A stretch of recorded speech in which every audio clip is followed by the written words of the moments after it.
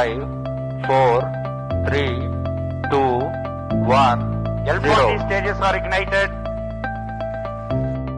ಭಾರತದ ಹೆಮ್ಮೆಯ ಬಾಹ್ಯಾಕಾಶ ಸಂಸ್ಥೆ ಇಸ್ರೋ ಮತ್ತೊಂದು ಮಹತ್ವದ ಸಾಧನೆಯನ್ನ ಮಾಡಿದೆ. ಪ್ರತಿಯೊಂದು ಹೆಜ್ಜೆಯಲ್ಲೂ ಕೂಡ ಇಡೀ ಜಗತ್ತನ್ನೇ ತನ್ನತ್ತ ತಿರುಗಿ ನೋಡುವಂತೆ ಮಾಡ್ತಾ ಇರುವ ಇಸ್ರೋ ಈಗ 100ನೇ ರಾಕೆಟ್ ಅನ್ನ ಯಶಸ್ವಿಯಾಗಿ ಉಡಾವಣೆ ಮಾಡಿದೆ. ಈ ಮೂಲಕ ಭಾರತದ ಕೀರ್ತಿ ಪತಾಕೆಯನ್ನ ಮತ್ತಷ್ಟು ಎತ್ತರಕ್ಕೆ ತೆಗೆದುಕೊಂಡು ಹೋಗಿದೆ. ಹೌದು, ಅದು 1963ರ ನವೆಂಬರ್ 21 ಭಾರತ ತನ್ನ ಮೊಟ್ಟ ಮೊದಲ ಉಪಗ್ರಹವನ್ನ ಉಡಾವಣೆ ಮಾಡಿತ್ತು. ಆದರೆ ಅಮೆರಿಕದ ರಾಕೆಟ್ ಅನ್ನ ಬಳಸಿ ಮೊದಲ ಬಾರಿ ಉಪಗ್ರಹ ಉಡಾವಣೆ ಮಾಡಿದಂತಹ ಭಾರತೀಯ ಬಾಹ್ಯಾಕಾಶ ಸಂಶೋಧನಾ ಸಂಸ್ಥೆ ಇಸ್ರೋ 2025ರಲ್ಲಿ ಅಮೆರಿಕದ ನಾಸಾ ಸಂಸ್ಥೆಯನ್ನ ಮೀರಿಸುವತ್ತ ಮುನ್ನುಗ್ತಾ ಇದೆ. ಬುಧವಾರ ಅಂದ್ರೆ ನಿನ್ನೆ ಇಸ್ರೋ ಸಂಸ್ಥೆ ತನ್ನ 100ನೇ ರಾಕೆಟ್ ಯಾತ್ರೆಯನ್ನ ಯಶಸ್ವಿಯಾಗಿ ಮುಗಿಸಿ ಇಡೀ ಜಗತ್ತಿಗೆ ಮಾದರಿಯಾಗಿದೆ.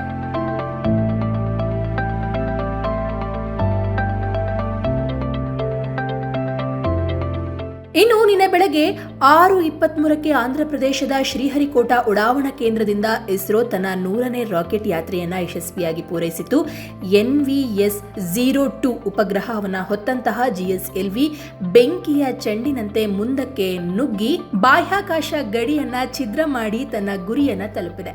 ಈ ಮೂಲಕ ಬಾನಂಗಳದಲ್ಲಿ ಇಸ್ರೋ ಸೆಂಚುರಿಯನ್ನ ಬಾರಿಸಿ ಭಾರತೀಯರಿಗೆ ಸಿಕ್ಕಾಪಟ್ಟೆ ಖುಷಿಯನ್ನ ಕೊಟ್ಟಿದೆ.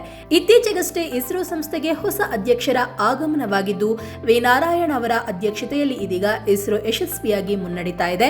ರಾಕೆಟ್ ಉಡಾವಣೆ ಯಶಸ್ವಿಯಾದ ಬಗ್ಗೆ ಮಾತನಾಡಿರುವ ನಾರಾಯಣ್ ಅವರು, ಈ ಸಾಧನೆ ಕೇವಲ ಒಬ್ಬರಿಂದ ಆಗಿಲ್ಲ, ಆದರೆ ಇದು ನಮ್ಮ ತಂಡದ ಒಟ್ಟಾರೆ ಪರಿಶ್ರಮ ಅಂತ ಹೇಳಿದ್ದಾರೆ. ಈ ವರ್ಷ ಇಸ್ರೋಗೆ ಬಿಡುವಿಲ್ಲದ ವರ್ಷವಾಗಿದ್ದು ಸಾಲು ಸಾಲು ಯೋಜನೆಗಳು ಜಾರಿಗೆ ಬರುತ್ತೆ ಅಂತ ಹೇಳಿದ್ದಾರೆ. ಇನ್ನು ಚಂದ್ರಯಾನ 4 ಮತ್ತು ಚಂದ್ರಯಾನ 5 ಇಸ್ರೋ ಸಂಸ್ಥೆ 2025ರಲ್ಲಿ ಚಂದ್ರಯಾನ 4 ಮತ್ತು ಚಂದ್ರಯಾನ 5 ಯೋಜನೆಗಳ ಜೊತೆಗೆ ಶ್ರೀಹರಿಕೋಟಾದಲ್ಲಿ 3ನೇ ಲಾಂಚಿಂಗ್ ಪ್ಯಾಡ್ ಸ್ಥಾಪನೆ ಮಾಡ್ತಾ ಇದೆ. ಹಾಗೆ ಇದರ ಜೊತೆಗೆ ಕುಲಶೇಖರ ಪಟ್ಟಣಂ ಭಾಗದಲ್ಲಿ ಪ್ರಮುಖ ಕೆಲಸಗಳು ಸಾಗಿವೆ. ಒಟ್ನಲ್ಲಿ ಇಸ್ರೋ ಈ ರೀತಿಯಾಗಿ ಬೆಳವಣಿಗೆ ಕಾಣ್ತಾ ಇರುವ ವಿಚಾರ ಭಾರತೀಯರಿಗೆ ಹೆಮ್ಮೆ ತರುವ ಜೊತೆಯಲ್ಲೇ ಬಾಹ್ಯಾಕಾಶ ಕ್ಷೇತ್ರದಲ್ಲಿ ಭಾರತ ಮತ್ತಷ್ಟು ಬಲಿಷ್ಠವಾಗ್ತಾ ಇದೆ. ಹಾಗೆ ಇಸ್ರೋ ಸಂಸ್ಥೆ ಬೆಳೀತಾ ಇರುವ ರೀತಿ ಜಗತ್ತಿನ ಬೇರೆ ಬೇರೆ ದೇಶಗಳಿಗೂ ಮಾದರಿಯಾಗಿದೆ.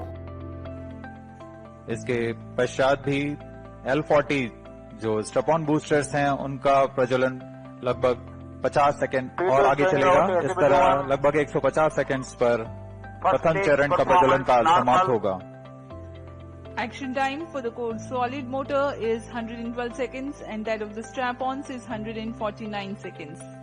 HTPV based propellant in S139 and L40s are powered by turbo-pump-fed Vikas engine based on Earth-storable propellant. Shar ground station acquiring the trajectory data.